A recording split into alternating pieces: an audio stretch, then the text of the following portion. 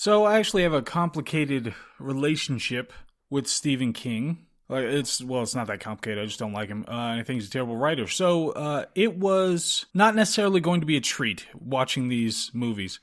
I remember it as a kid. There was some point where I watched it with some friends, but it was at like a party. So I remember virtually none of it except for the clown, which was great. Played, of course, by Tim Curry in the original made-for-TV movie that was over 3 hours long, and then reprised by Bill Skarsgård in the new one. But, so, like I said, I didn't expect much out of these things when I was rewatching them, or watching them for the first time, actually, in their entireties, for purposes of this discussion. But it was pleasant. It was enjoyable. They're terrible, but it was so much fun. There are some odd things. Now, Stephen King himself doesn't really understand metaphor or thematics when it comes to his writing. There's a little bit more going on in this one, at least, the original, the way that they interpreted the books, or the book. But most of Stephen King writing, it's just Maine and really goofy dialogue, alcoholism, some creepy thing, and then children under threat. And I think I mentioned when I talked about The Shining briefly, that he minces genre, which is fine. It's a new perspective on the way that you're telling stories, but he'll often mix things from fantasy and horror and sci-fi all into one fast food writing gumbo. So, the It original actually came out in 1990. Like I said, it wasn't a theatrical release, it was a made-for-TV movie, and today it's shown on streaming services as just one movie that is 3 hours long, and it's ridiculous. It has the quality, when it comes to the acting and cinematography, of what you would expect from a made-for-TV movie, but that does not mean that it's not unbelievably enjoyable. It's not scary. It has some moments, because Tim Curry is just thoroughly awesome, and he could definitely be creepy, and there are some moments that are totally worth it. But the dialogue is ridiculous, and the acting oftentimes is laughable, but you can't really fault the actors because they're working with dialogue that it's like it was written by a drunk squirrel. It's ridiculous, this dialogue. So one of the, I kept tuning out as I'm trying to watch this damn thing for 3 hours. I kept tuning out and tuning back in. Like, it was like my brain was defensively turning off just because I didn't want too much of this to seep its way into my subconscious. But one time when it turned on, there was this girl, and she was going out with one of the adult main characters. This is an important distinction, too, between the It and the It remake, is that the It original, they have 3 hours, so it makes sense, but they start with the adults, and they spend a lot of time with the adults, and flashback to what happened with the kids, and it's a really important contrast, because one of the big things in the book, and in the original made-for-TV movie, was to show that literal growing up, was that the idea of the differences between adults and children, and the transition between those things, and the things from childhood that would still affect you as an adult. Those things are really important. In the remake, they get rid of all that. It's just kids and their shenanigans and getting attacked by evil clowns. But anyway, so you got the one adult it's one of the Ritters, right? I don't remember which actor this is, but it's not relevant for today. It hasn't been relevant for a while now. Yeah, John Ritter. Anyway, he's dating this girl, and she's got this outfit on. It looks like she's in a crow costume. Not like a costume from the movie The Crow, which is ironic because the guy who plays Pennywise in the remake is actually in the new Crow movie, and that's apparently really, really terrible. Which brings us full circle to the scene. But she looks like she's wearing a crow costume. It's ridiculous. And then when they're talking, the guy says, I think I wrote it word for word here, what he said. They're supposed to be on a date. He's supposed to be sophisticated. He's successful. He's like this architect. And so he apparently meets this girl at this party, or they're dating before. I don't know. But it's supposed to be sophisticated. And he says, oh yeah, when I was a kid, I was not just fat, I was a regular butterball. Bet your fern I was. And I was like, what kind of dialogue is this? When you see two adult humans in this context saying this kind of dialogue, did you know I used to be fat? Not just fat, a regular butterball. Bet your fern I was. When you see this, it will moderately destroy your brain. It's like taking drugs. There's something really, really bad about having seen this on screen and people earnestly saying this dialogue to each other. It was definitely written by somebody who did not get laid. They were one of the original gangster incels. And when he got rich, Stephen King that is, when he got rich and finally did get laid, he was definitely wearing a Chewbacca costume. There's no question in my mind that's how he started. So the acting is cartoonishly awful. Another time where I came to when I was watching this made-for-TV movie was when one of the kids, the fat kid, was being bullied. and it was just like, the bully was so one note, so uncreative. It was just all about the fatness. And he's like, oink, oink, what a porker. It was one of the first things he said. And he said so many things. I didn't write down more of the things that he said about him being fat, but I think he was mostly just calling him fat. It was like, hey, fat, you're a fat. Look at the fatness. I'm describing your excessive physical appearance. And he just kept doing that over and over again. But it was like everybody was a bully. It was ridiculous how many bullies there were in this. There was another girl who was just talking to the female character, at some point, and she's like, some people have janitors for parents. she dissed this other girl. It's like, why? Why are there so many bullies everywhere? Just spraying the bulliness all over all of these kids. It was crazy. Stephen King's like the least subtle human being in human history. And there was more, like, even for the adults, it wasn't just the kids getting bullied, but even for the adults, there's the one girl, Bev, who is the only girl in the group, and she has this boyfriend. They work in this firm. I can't remember what kind of work they do in this firm, but they're supposed to be working on this big deal, and they're dating each other, and so they're working it out and figuring out what the best thing to do. And he practically says, Bev, you're a woman, so you're dumb and emotional, so just shut up and look at my chest hair, and then he slaps her across the face. It is ridiculous. It is so over the top. It's insane. It's like a caricature of all of these situations. Although there was one, so the fat kid, when he's being chased by the one bully in this original one, then he gets chased by them, he's getting held by the bully's underlings or whoever, and the bully pulls a knife out and he says, I'm gonna carve my name into your fat flesh so you won't forget who I am. And then the kid like kicks him and falls down this hill or whatever, and then it goes on from there. But in the remake, the kid actually carves the H from his name, which, what was it, Henry? Hank? I don't know, it was something. But he carves the H from his name into the kid's fat ass flesh before the kid kicks away and falls down the hill. So they up the stakes a little bit in the remake, which I can appreciate. I can appreciate to some degree. Anyway, I was enjoying myself talking about all the bullies.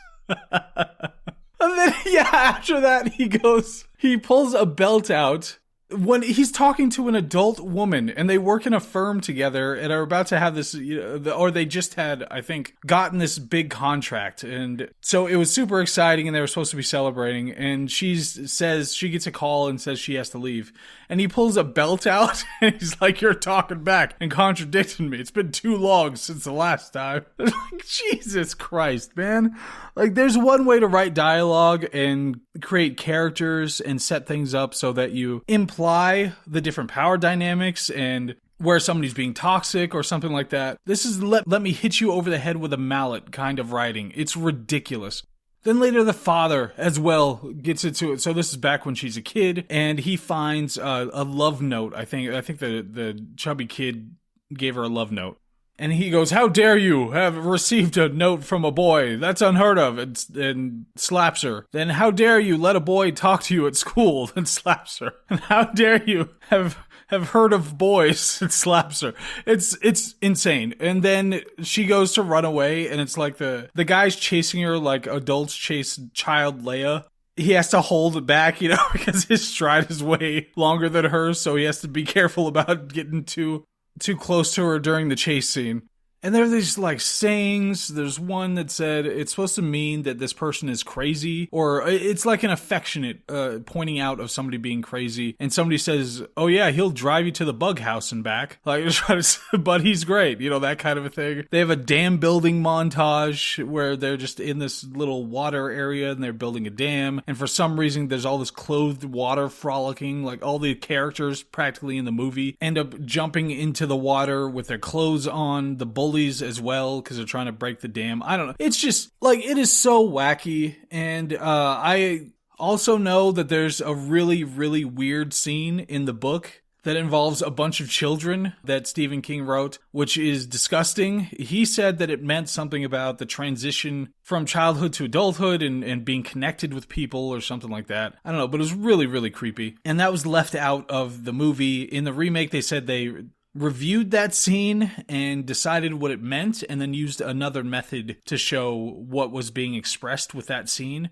And then the thing turns into a giant spider or something at the end, and they kill it. So functionally, obviously, this is supposed to mean something about overcoming the bad things that happened to you as a kid. It has all the subtlety of a minigun. It's still enjoyable, though. So what are you going to do? And then the It remake. The It remake came out in 2017. It was directed by Andy Muschietti, who isn't known for a whole lot. And like I said, Bill Skarsgård, yes, one of those Skarsgårds. And I thought there were a lot more of them. Like I know Stellan, the father, and he's had an excellent career. And then Alexander has had an excellent career. But otherwise, the other ones haven't done much. But apparently 6 out of 8 of them are actors. So, whatever. So like I said, the remake doesn't have all the adult stuff. It just has the kid stuff. And it's a bunch of kids. They get bullied and they get pursued by this clown who showed up and ate one of the kids' brothers at one point. So it's the echo of that horrible thing that happened, and it's pursuing him and the rest of the kids throughout the whole movie. So one of the things about this, and I can't even remember, that's so funny, I can't even remember in the original what the scares were. Like I remember the clown popping up a couple of times, but they stand out more in the remake because they annoyed the hell out of me. Now, number one, I am going to point out, and I will defend this to the death, okay? Bill Skarsgård and the design of Pennywise in the remake is excellent.